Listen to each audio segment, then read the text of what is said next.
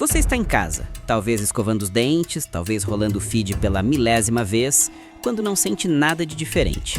Nenhum alarme toca, nenhum tremor. O sol brilha lá fora como sempre, talvez até mais bonito do que ontem. E ainda assim, neste exato segundo, a Terra para. Não de girar, não de vibrar ou tremer, mas de orbitar. Alguém, em algum lugar, apertou o botão.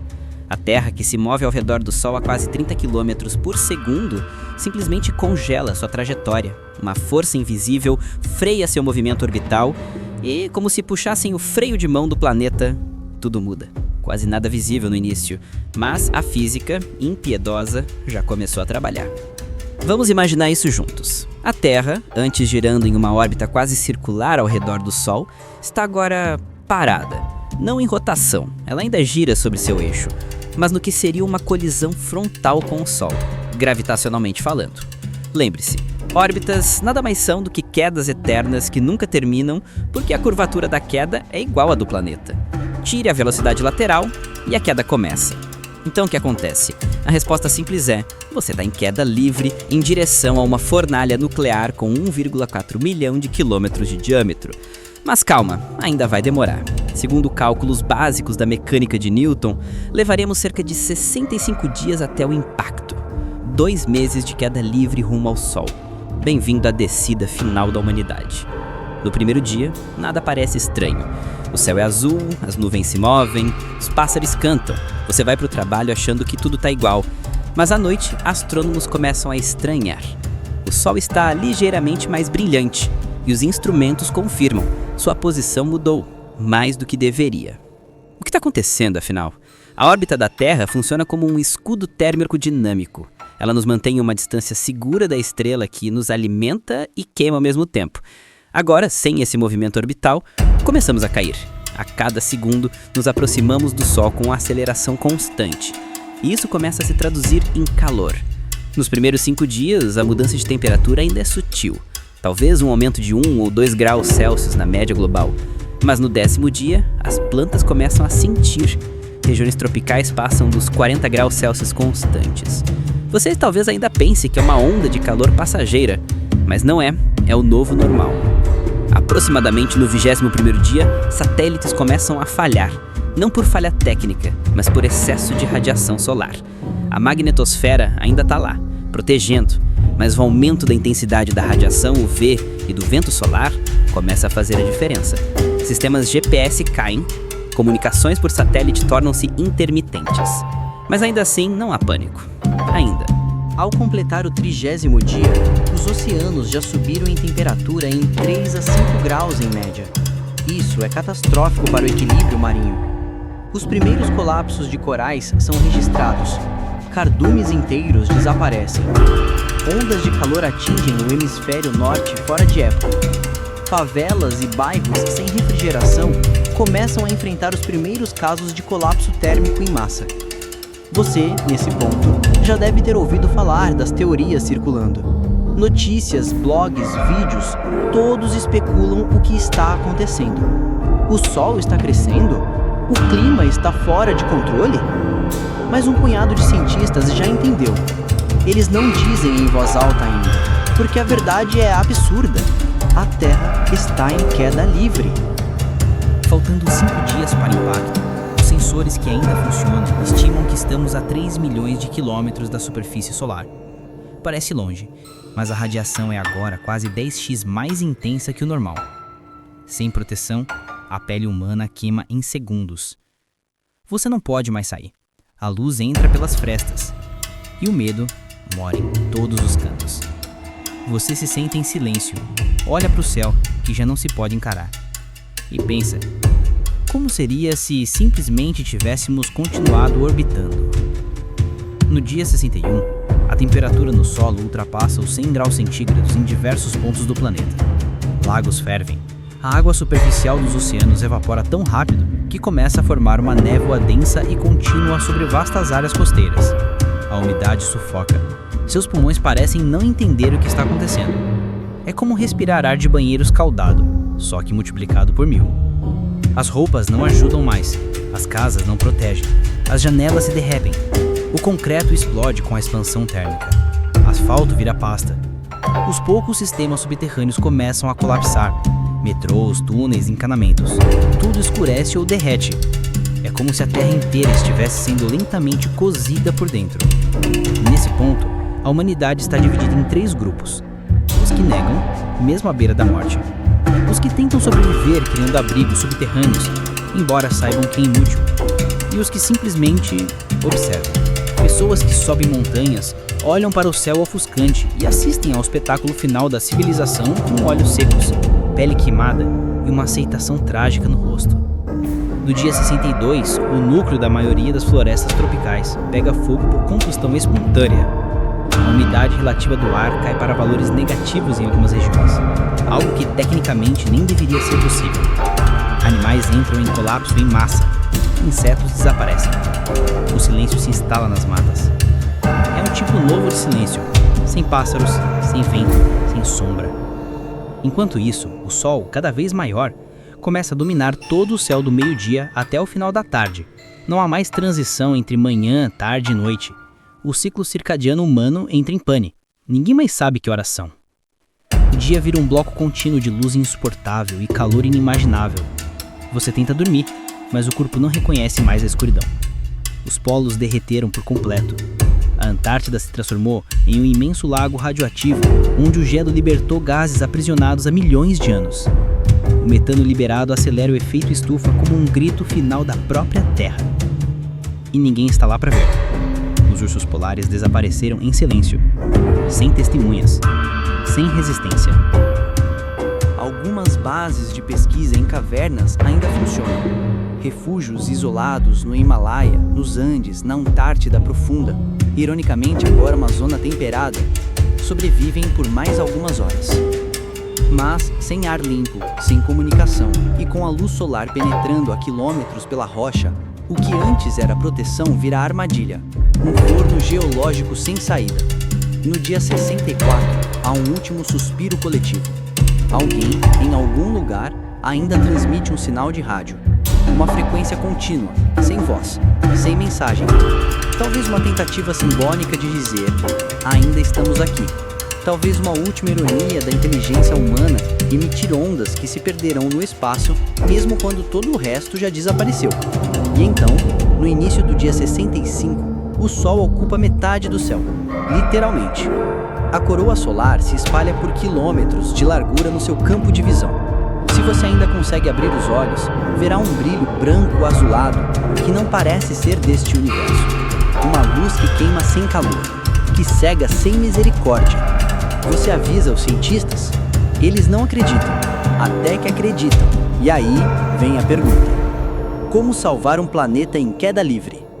As ideias surgem como meteoros, construir motores planetários, lançar jatos de massa oposta, desviar a Terra com maremotos intencionais, usar a Lua como freio gravitacional. Mas cada plano vem acompanhado de uma conta de energia. E todas as contas têm a mesma resposta: impossível. A energia cinética que mantém a Terra em órbita é de cerca de 2,7 vezes 10 a 29 joules. Isso é mais do que toda a produção de energia da humanidade em toda a sua história, multiplicada bilhões de vezes. Você precisaria de milhares de motores planetários do tamanho da Lua, funcionando em sincronia, com precisão de nanosegundos. Uma dança impossível, mas você tenta mesmo assim. Porque a outra opção é o silêncio absoluto, o desaparecimento, a perda total. E há algo nos humanos, algo tolo, algo glorioso, que nos faz lutar mesmo quando o universo já carimbou o atestado de óbito. Então você constrói uma última coisa, um satélite. Não para salvar, mas para registrar. Uma cápsula de dados, um disco dourado 2.0. Você grava neles tudo, as equações, os erros, os mapas, os sons, as músicas, as vozes, as fotos, as perguntas. E antes que a Terra passe do ponto de não retorno, você dispara esse satélite para longe. Não na direção do Sol, mas pro vazio, pro escuro. Com sorte ele escapará. Com sorte alguém encontrará. Com sorte alguém ouvirá. E se ouvirem, vão saber que houve vida aqui, que houve perguntas, que houve humor, que alguém um dia se perguntou: e se todos apontássemos lasers para a Lua? E se usássemos um submarino como nave espacial? E se a Terra crescesse 1 centímetro por segundo? E se parássemos de orbitar o Sol? E talvez eles sorriam, ou fiquem horrorizados, ou inspirem-se, ou simplesmente passem para o próximo sinal. Afinal, o universo é vasto e perguntas estranhas não são exclusividade da Terra. Mas agora vamos voltar, não ao desastre, mas à ideia dele. Porque esse exercício não foi sobre o fim do mundo, foi sobre entender por que ele depende de movimento. A Terra se mantém viva porque dança. Ela não fica parada. Ela gira, ela corre, ela escapa. O equilíbrio do sistema solar é feito de velocidade, não de repouso, e isso diz muito sobre a própria vida.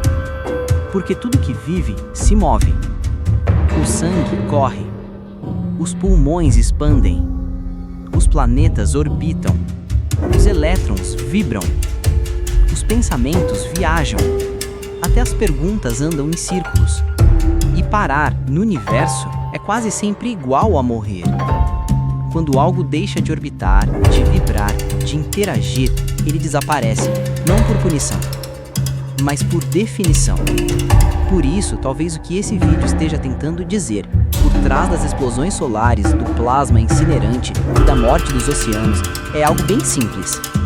Continue em movimento, mesmo que ninguém entenda sua trajetória, mesmo que pareça absurdo continuar girando, mesmo que não haja destino claro, a Terra também não sabia para onde ia e mesmo assim orbitava. Talvez a maior tragédia do nosso experimento mental não seja a queda, mas a pausa, o instante em que paramos de girar.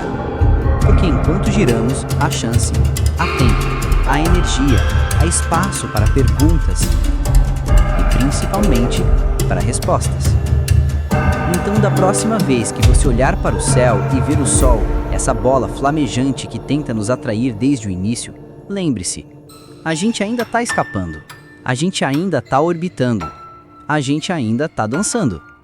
E isso, por mais estranho que pareça, é o que nos mantém vivos. E se um dia pararmos? Bom, agora você já sabe. Você ainda está aí? Bom, porque agora que tudo terminou, a Terra, a atmosfera, o oxigênio, os pássaros, as playlists e os memes, a única coisa que sobrou foi isso, a pergunta. Ela continua flutuando, intocável, mesmo depois de todo o colapso. Porque as perguntas não obedecem à gravidade. Elas não queimam no sol. Elas não evaporam. Elas só crescem, como sementes lançadas no espaço. Então, talvez esse vídeo nunca tenha sido sobre o fim do mundo, mas sobre o começo de uma ideia. Uma que vai muito além da física, dos cálculos ou da tragédia. A de que perguntar é um ato de rebeldia contra o fim. Porque se você pergunta, é porque tá vivo, porque se importa, porque quer entender o absurdo antes que ele te engula. E esse vídeo, ele foi só isso. Uma simulação do absurdo temperada com ciência e ironia. Aliás, parabéns! Você sobreviveu até aqui.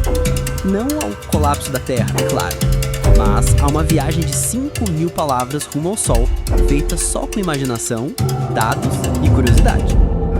E se você está sentindo um certo desconforto agora, um leve calor existencial, ótimo! É sinal de que a física funcionou, de que o universo ainda causa alguma reação química no seu cérebro. Porque o objetivo não era te dar pesadelos com órbitas perdidas, era lembrar que o mundo é absurdamente frágil e mesmo assim, incrivelmente resistente, desde que mantenha um movimento. A vida, no fim das contas, é uma sucessão de órbitas improváveis. Você gira em torno de objetivos, de afetos, de ideias. Às vezes, perde a rotação. Às vezes, se aproxima demais do perigo. Mas se continuar se movendo, você escapa. Por um tempo. E esse tempo é tudo que você tem. Por isso, na próxima vez que ouvir uma pergunta estranha, tipo: e se fizéssemos um prédio com 1 bilhão de andares? E se todos os relâmpagos do planeta caíssem no mesmo lugar? E se a Terra fosse feita de madeira? Não ria, não descarte, não responda, isso nunca aconteceria. Em vez disso, diga, vamos ver onde essa pergunta nos leva. Porque foi exatamente isso que fizemos aqui. E o resultado foi um planeta derretendo dentro do Sol. Mas também foi muito mais do que isso. Foi um exercício de imaginação, ciência e humildade diante do cosmos. E agora, como manda a tradição dos vídeos que nunca terminaram com inscreva-se, mas sempre com uma piscada cósmica, deixo você com uma última visualização. Imagine uma partícula de poeira que já foi parte do seu tênis. Agora ela está flutuando no plasma solar, viajando junto com bilhões de outras moléculas que já foram livros, pessoas, oceanos e gatos da internet. Todas elas sendo lentamente lançadas para fora pelo vento solar. Algumas talvez cheguem à nuvem de Oort. Outras, quem sabe, cruzem o espaço interestelar.